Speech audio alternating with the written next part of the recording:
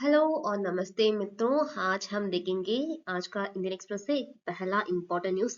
पहला मैंने ये न्यूज क्यों चूज कर लिया है, क्योंकि न्यूक्लियर पावर का गेम हमारे लिए भी इतना ही इम्पोर्टेंट है। न्यूक्लियर पावर का गेम हमारे लिए भी इतना इम्पोर्टेंट है जब एक बात तो ईरान के साथ है।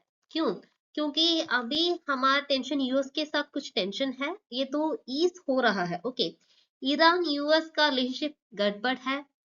इनके साथ टाई तो इतना अच्छा ही नहीं है।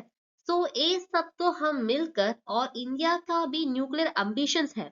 सो इस सब को लेकर हम इंडिया इंडिया के पर्सपेक्टिव से कुछ चीज देखना पड़ेगा, क्योंकि डिप्लोमेसी में अगर ईरान के पास न्यूक्लियर पावर आ जाएगा तो इंडिया को क्या फायदा मिलेगा, क्या नुकसान मिलने की कोई चांस ही है क्या?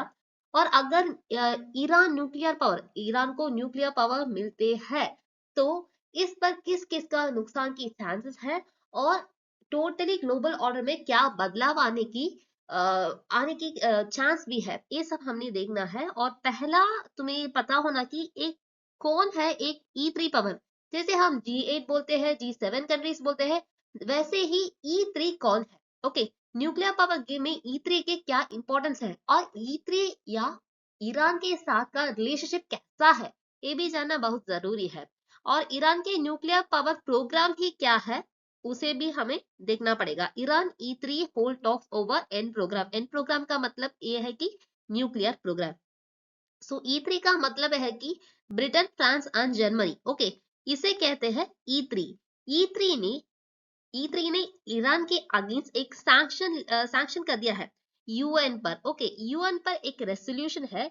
सो इस रेसोल्यूशन के हिसाब से ईरान ने कुछ टर्म्स को वायलेट कर दिया है। ओके, ईरान ने जब ये सब सिचुएशन को वायलेट कर दिया है, ये ई3 ने ईरान के अगेंस्ट एक सैंक्शन ले लिया है। इस सैंक्शन को हम सिर्फ सैंक्शन नहीं करते हैं, ये जैसा सैंक्शन है इसे हम कहते हैं कि स्नैपबैक कहते हैं। ओके, स्नैपबैक, जैसे कि इसको हम सैंक्शन की टर्म से नहीं कहते हैं, इसे तो हम स्नैपबैक करते हैं।